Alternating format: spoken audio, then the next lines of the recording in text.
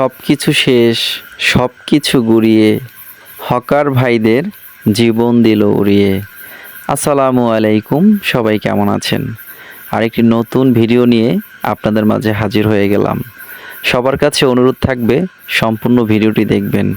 ভালো লাগলে অবশ্যই লাইক, কমেন্ট, শেয়ার করে দিবেন। এ যেন এক ধ্বংসলীলা। কেউ বুঝতে পারেনি যে হঠাৎ এমন একটা অবস্থা হবে হকার ভাইদের সাথে। দেখতেছেন এখানে প্রায় 100 বছরের উপরে হয়েছে এক বুড়ো মা। সে অনেক চিল্লাচ্ছে যে এটা তোদের কেমন আইন, এটা তোদের কেমন মানবতা। হঠাৎ করে প্রত্যেকটা মানুষের জীবনযাপন করার যে তাগিদে তারা এখানে বেচা কিনা করে, দোকানপাটগুলো এভাবে গুড়িয়ে দিতেছিস। আল্লাহ কি দেখে না? এরা কোথায় যাবে? এরা কি করবে? মাত্র ঈদের বাকি ছিল 7 থেকে 8 দিন।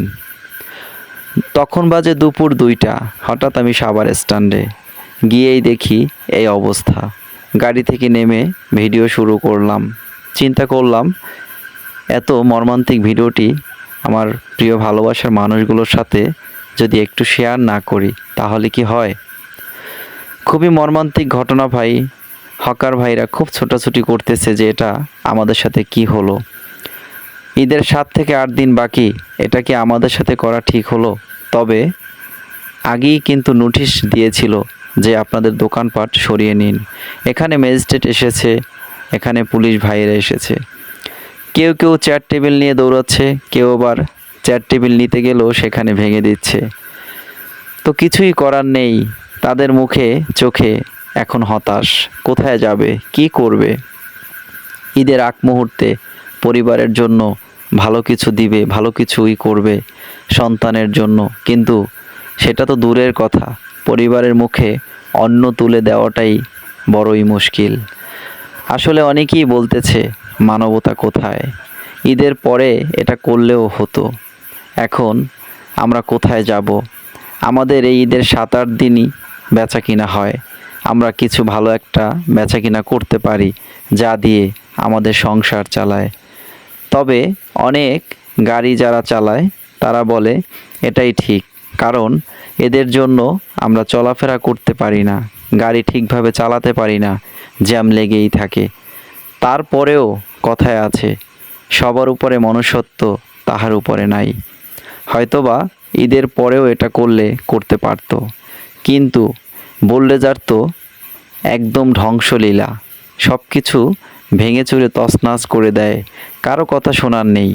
আইন তো আইনের গতিতেই চলবে, তাই না? কিছুই করার নেই। আইনের কাছে সবাই সমান। সবাই ছুটাছুটি করে, কেউ ফোনে বলে যে দোকান ভেঙে ফেলছে, ভাই তাড়াতাড়ি চলে আয়, দোকান সরাতে হবে। অনেকে দোকান সরাতে গেলে তাদের দোকানও সরাতে দিচ্ছে না, পুলিশ ভাই লাঠি দিয়ে পিটায়। তো কিছুই করার নেই, তাদেরও হুকুম, তাদের কাজ তো তাদের করতেই হবে। নোটিশ যেহেতু আগে দিয়েছে, তাদেরও কোনো দোষ নেই। আসলে অনেক সময় এমন কিছু পরিস্থিতি মানুষের সামনে এসে দাঁড়ায়, কিছু বলার থাকে না, নীরবে সহ্য করতে হয়। এটা ছিল সাভার বাস স্ট্যান্ডের ঘটনা। তো আমি নিজেই দেখে অবাক। আসলে এভাবেই কি বুলডোজার দিয়ে যেভাবে ভাঙা হয়, মনে হয় কি যে এক একটা স্বপ্ন ভেঙে দিচ্ছে, এক একটা হৃদয় ভেঙে দিচ্ছে। আসলেই তো তারা এখন কোথায় যাবে? তাদের ব্যবসা হঠাৎ এরকম বন্ধ হলে কি করবে? কোথায় যাবে? আজ এ পর্যন্তই। সবাই ভালো থাকবেন, সুস্থ থাকবেন। ধন্যবাদ।